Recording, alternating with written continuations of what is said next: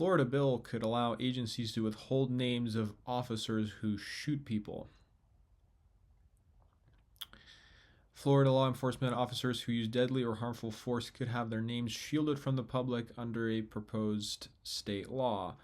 The proposal would prohibit law enforcement agencies from releasing any public record that identifies the officer for 72 hours after they shoot someone or use other force that causes great bodily harm. But even after that 72-hour period expires, an agency head can decide to indefinitely withhold the officer's information if they deem it necessary.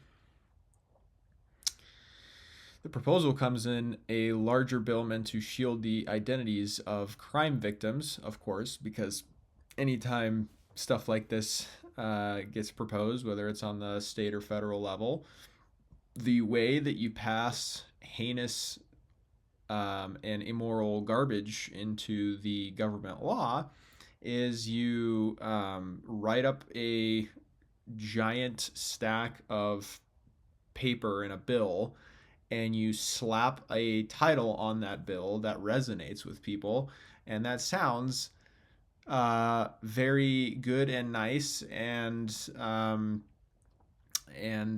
very appealing to anybody who just reads covers. So let's keep reading here. A 2018 constitutional amendment known as Marsy's Law protects some personal information of crime victims, but the Florida Supreme Court in 2023 ruled that it did not include the blanket right to redact their names.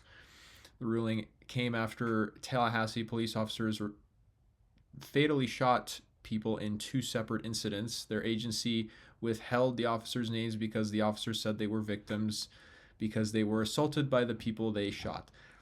When do cops ever say, like, that's they always say the same shit. They always say, oh, Your Honor, I was afraid for my life. I was afraid for my safety, and that's why I shot the person, regardless of whether that's actually even remotely true. Like, the internet's full of videos where people who get shot by cops weren't doing anything wrong whatsoever, and they just get blasted by trigger happy psychopaths. So they always say the same shit. Like they always say the same stuff. So I don't understand why that's even included in this article. Senator Joe Grutters, Republican of Sarasota, says he's sponsoring the legislation because of that Supreme Court ruling saying victims' names should be protected, but he said he's still working on the language about withholding police officers' identities. The bill has moved through one committee in both House and Senate, where it received only one vote from Senator Carlos Guillermo Smith, Democrat of Orlando. Smith said he thought the 72-hour cool-off period was reasonable to delay releasing an officer's name, but he expressed concern about giving an agency subjective discretion to exempt officers' names indefinitely. Why does the 72-hour period so they can hide? Like, what does that matter? The bill would allow for an officer to choose to waive the public records exemption at any time. Meanwhile, another bill moving in the House would prohibit officials from including an investigative file in an officer's personnel file if that investigation didn't result in a disciplinary action. It has not been heard in the Senate. The bill, sponsored by Republican Tom Fabricio, Republican of Miami Lakes, would also require complaints against a law enforcement officer be signed under oath, and it would require that an officer be told the names of all people making complaints against them.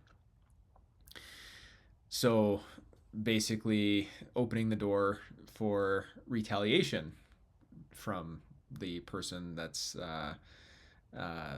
is the mercenary of the state, potentially. The bill was unanimously supported by Republicans and Democrats during its first House committee, but the Florida Sheriff's Association opposes it. Why? I'm curious. I don't know, but says the association did not request a request for comment, but Fabricio said the Sheriff's Association didn't want the sworn complaint requirement to be codified across the board. So basically just government not wanting people to know the names of their mercenaries that have slaughtered them, because they're afraid that, when you have another situation where somebody who's innocent gets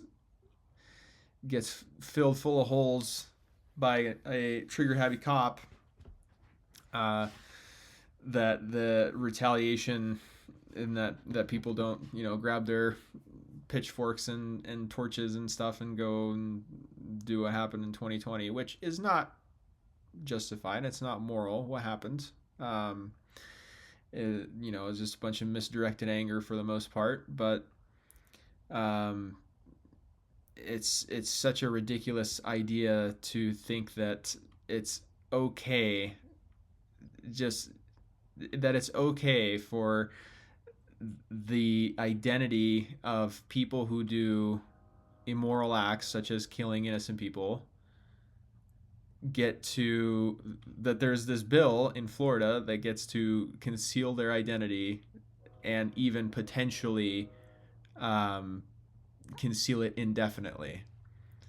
Like, that is just mind blowing. So not only is there a tendency in this country for trigger happy cops who decide to shoot people and murder people and then get off scot free, or they get fired, and so when they get fired, their whatever peace officer certificate doesn't actually get revoked, so they can go to a different state and get the same job and continue to do the stupid shit that they do.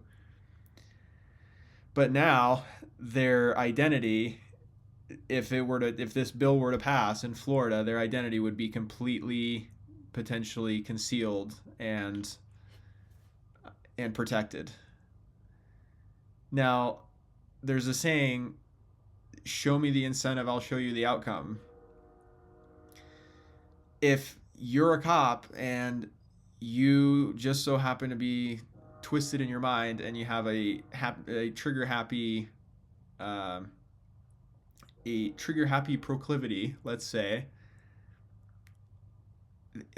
let me ask you this: does this would this motivate you more to fulfill your sick fantasies, or would it disincentivize you from doing so?